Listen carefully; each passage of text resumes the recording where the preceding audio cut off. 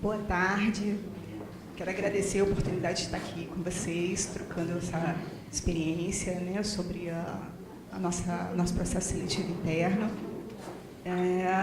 Vamos começar nessa história.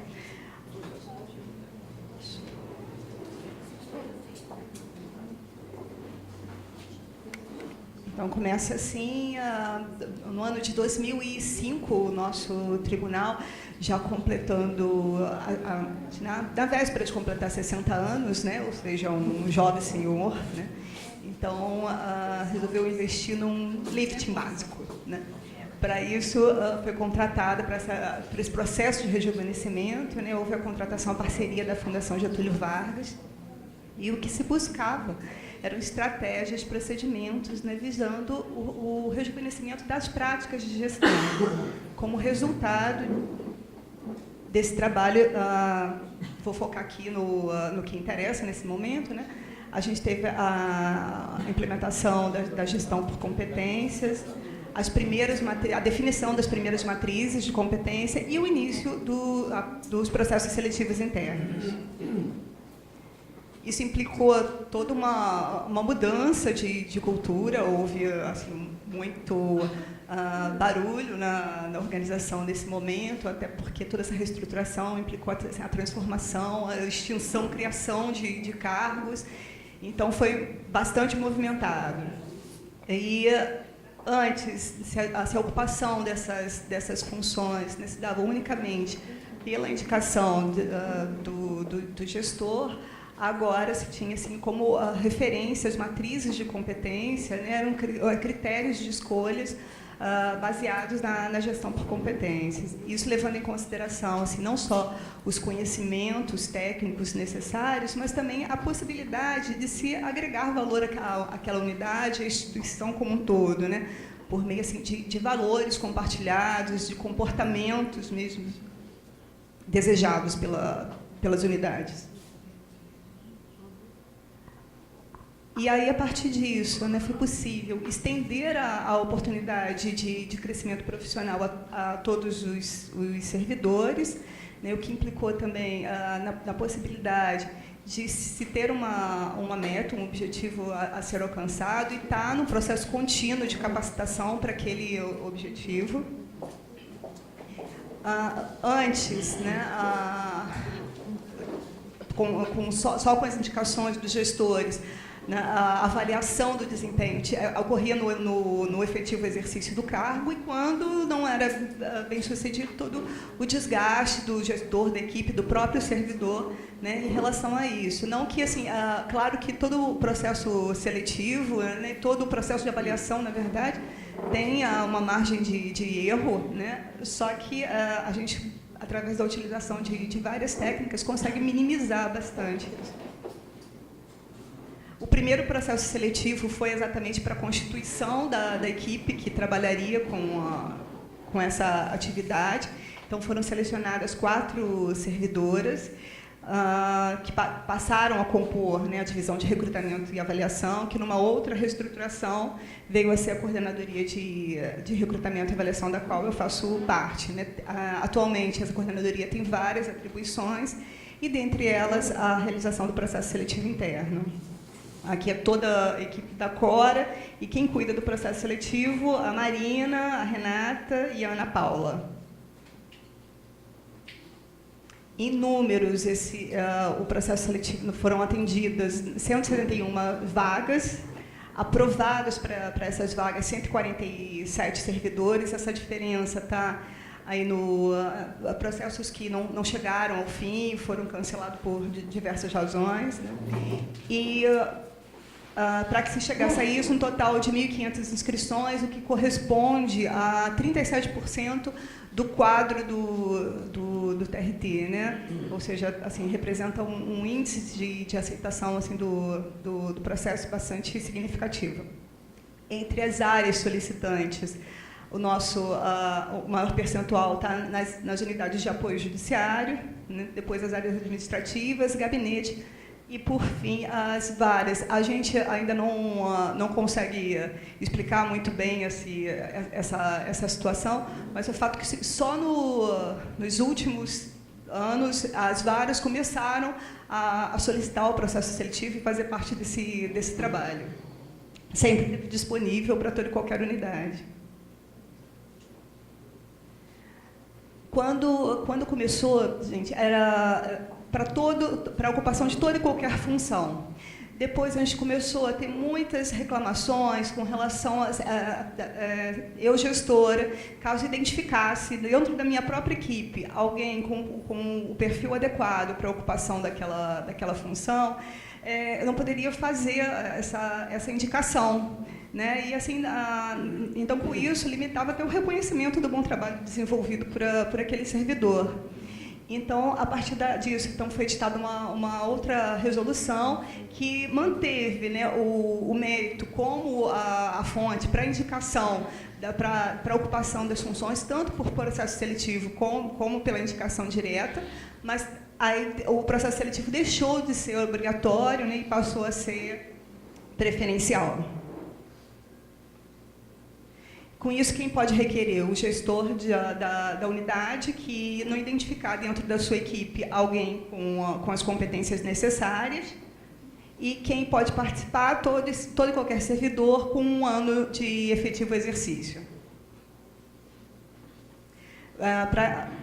Para iniciar o processo seletivo, o gestor faz uso desse formulário e encaminha para a gente, já sinalizando ali algumas informações em relação às atribuições e horários, enfim.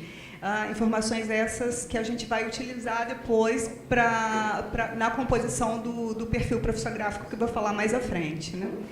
Então, recebendo esse formulário, a gente começa o trabalho para poder identificar as competências necessárias, né, e levando em consideração comportamentos, habilidades, atitudes e interesses. O processo seletivo segue essas etapas, né, começa com a elaboração do perfil, divulgação e o processo de inscrição, análise de currículos, testes, redação, dinâmica de grupo, a entrevista comportamental e o resultado final. Eu vou tentar passar rapidamente por cada uma das etapas. A elaboração do perfil, acho que o mais importante aqui, né, é destacar a parceria com o gestor nessa construção. Né? É um instrumento que vai nortear assim, todo o restante do processo seletivo, né? Inclusive, assim, ele vai dizer quem a gente vai buscar, né? Quais são as técnicas, os instrumentos que vão ser utilizados nessa busca e inclusive, determinar assim, os pontos de corte dentro das etapas de medição objetiva, né? Então, para isso, a gente senta mesmo com o gestor e define com ele exatamente qual a necessidade. Existem assim, alguns instrumentos mais objetivos, como o que está na matriz de competência, como os dados do manual de atribuição, mas quando eu estava buscando, né, uma imagem para poder compor essa transparência, essa da bússola na pele me chamou assim, a atenção, porque, independente do que exista de ferramenta técnica, né, a gente foi vendo ao longo da experiência o quão fundamental era esse contato, era sentar mesmo com o gestor e ver exatamente assim, qual o estilo dele enquanto gestor de gente, o que ele precisa, qual o estilo da equipe dele. Né? E aí a gente foi descobrindo assim, que mesmo dentro foi verificando que mesmo dentro de funções similares, né, a gente tinha assim, demandas muito diferentes. Para exemplificar, né, é o assistente de gabinete que trabalha com home office, né? E em outro gabinete, não, ele tem que trabalhar local. E aí, se a gente leva para esse processo seletivo o candidato que tem a expectativa do home office, não dá certo. Né? Outra situação desse mesmo cargo, trabalhando o home office, a gente procurava verificar, né, o nível de sociabilidade desse servidor, até para depois ele não entrasse numa situação de isolamento, mas nunca destacamos o trabalho em equipe. E aí um desembargador sinaliza para a gente, não, para mim é fundamental que ele seja capaz de trabalhar em equipe, porque senão eu não consigo dar unidade nos votos do gabinete. Né? E aí esse processo também já vem com uma nova roupagem, uma nova cara. Então, é isso, a partir daí a gente vai buscar o que é necessário, o que não é, né?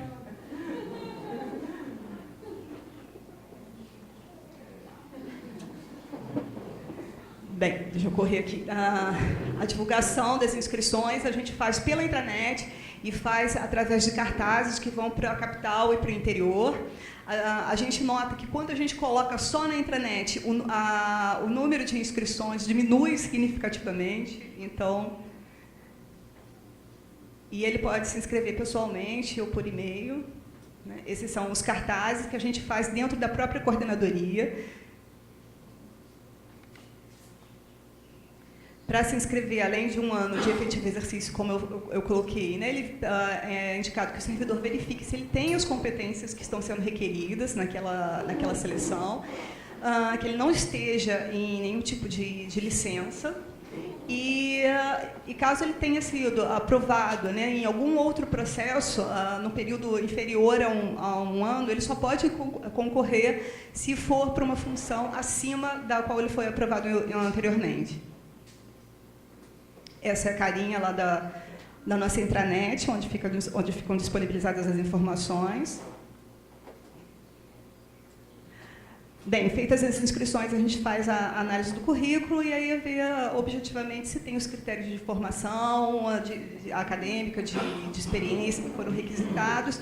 E a gente utiliza critérios de requisitos obrigatórios e desejáveis, né, definidos com o gestor lá no perfil, conforme o número de inscritos em cada processo.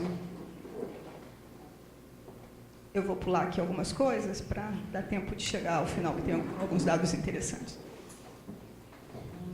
O teste de conhecimentos específicos ele é sempre elaborado e corrigido pelo gestor da área solicitante, pela área solicitante, e eles são encaminhados para correção desidentificados. Aqui tem uma capinha de um teste e aquele rodapé a gente retira e encaminha para o gestor desidentificado. A cada etapa, a gente vai divulgando na intranet quem foram os aprovados para o momento seguinte, para a etapa seguinte. A redação, que a gente insere no processo seletivo ou não, dependendo de como ficou a estruturação dele como um todo. Nesse caso, os temas são sempre escolhidos pela coordenadoria e são corrigidos também dentro da coordenadoria. E, além de verificar, né, a questão do domínio da comunicação escrita, né, a gente tem a oportunidade de ver aí também, dependendo desse perfil que ficou traçado, já algumas características, como ele se posiciona em relação ao tema, se ele confronta o tema, se ele tem uma postura escorregadia em relação a isso, se ele denota alguma flexibilidade ou não em relação ao que está sendo tratado. Aqui são exemplos de alguns temas que já surgiram, né, que já foram trabalhados. E a etapa de dinâmica de grupo, assim, a gente gosta muito, pela riqueza, né, pelo quanto ela possibilita, a riqueza de observações que a gente pode fazer aí nesse momento. E, assim, reconhecendo isso, teve um desembargador que recentemente... a gente trabalha a dinâmica de grupo dentro de um mínimo de pelo menos 6 participantes. Né? E assim, o processo seletivo dele nessa etapa, para os processos anteriores, nunca chegavam nesse quantitativo, então nunca era possível, nunca era viável. Então ele negociou com a gente fazer a etapa da dinâmica de grupo previamente, né, para que ele pudesse ter essa possibilidade. Né? E ele reconheceu assim, que depois ele avaliou que o resultado desse processo foi muito mais satisfatório em razão dessa alteração. E a entrevista comportamental, que ela é sempre aplicada, participa dessa entrevista o gestor e os técnicos da coordenadoria. E a gente usa um modelo de entrevista situacional. Né? Aqui estão algumas perguntas, só para vocês terem uma ideia do que eu estou falando, são sempre perguntas que se remetem ao que ele viveu, ao que ele experimentou, ao que ele vivenciou, a como ele solucionou, ou sempre reportam ao passado. Tá?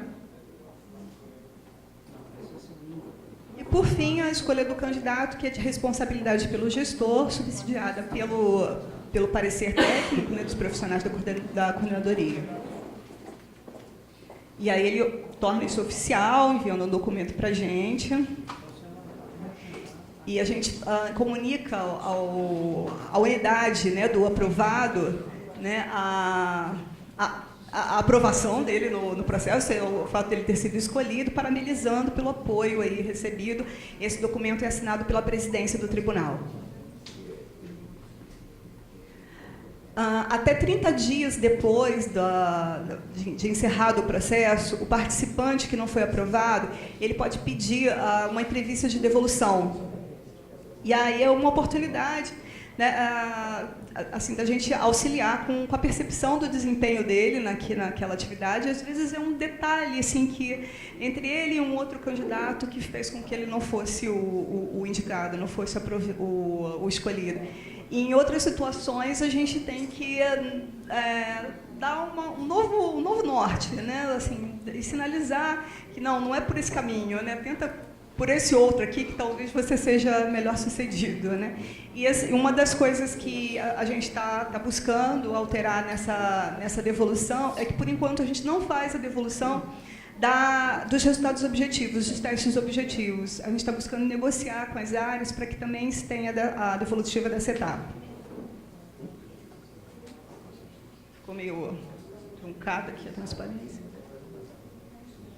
6 meses depois, a gente verifica a eficácia do processo seletivo, mandando para a unidade, né, uma ficha, um formulário, verificando se foi adequada, né, a formação, a experiência, as competências. E a gente tem um indicador, né, que é o grau de satisfação dos gestores. É um percentual, na verdade, assim, em cima dos gestores que tiveram as expectativas atendidas e o número de processos realizados. Atualmente, esse nível de satisfação está em 87,7%. E aqui a gente contactou alguns participantes e alguns gestores, né, que já foram solicitantes, né, do PSI, e pedimos que eles dessem um depoimento. A gente fez esse movimento visando mesmo trazer aqui para o encontro esses depoimentos, né? E assim, foi muito interessante que, na verdade, o que a gente tem de divulgação interna do processo seletivo interno são só as oportunidades mesmo, são os cartazes que vão para as áreas com as oportunidades. Mas, assim, eu nunca tive a oportunidade de falar dentro do próprio do TRT da primeira região sobre o processo seletivo interno, né? Então, assim, me impressionou como os retornos que a gente foi recebendo, né, e o encontro dessas ideias que eu coloquei aqui para vocês agora, né? Então, assim, eu transcrevi tal qual eles enviaram e destaquei alguns pontos, né? Por exemplo, que o Yuri, ele fala do potencial dele sendo reconhecido de uma maneira justa e imparcial, que eu falei, né, da democratização das oportunidades, da presença dos gestores, da equipe trabalhando em conjunto, da premiação da competência. O Fernando é gestor da Discalc e ele coloca que ele foi atendido plenamente nas expectativas, nesse trabalho de parceria mesmo que a gente busca com o gestor. A Bianca, coloca aqui a minha tentativa de ingressar nesse setor, nesse novo setor, seria quase impossível não fosse o processo seletivo interno desenvolvido pelo próprio tribunal. É uma forma de integrar os diversos setores, aliás, uma vantagem que nem eu mesmo tinha pensado ainda, e um meio de adequar os servidores às suas verdadeiras aptidões, mantendo-os motivados e constantemente desafiados. E a forma mais democrática de possibilitar aqueles servidores que estão comprometidos com o tribunal, de oferecer o que eu tenho de melhor em termos funcionais ao Tribunal da Primeira Região, né? Ou seja, vai ao encontro do que eu colocava, não só uma questão de competência técnica, mas também de valores compartilhados. Por fim, temos muitos desafios a enfrentar ainda, né? Um deles é a questão da reposição, eu diria que é o principal, a reposição do servidor aprovado nas unidades. É uma questão bastante polêmica, que inclusive durante um período provocou a suspensão do processo seletivo interno. Não vou ter tempo de detalhar aqui.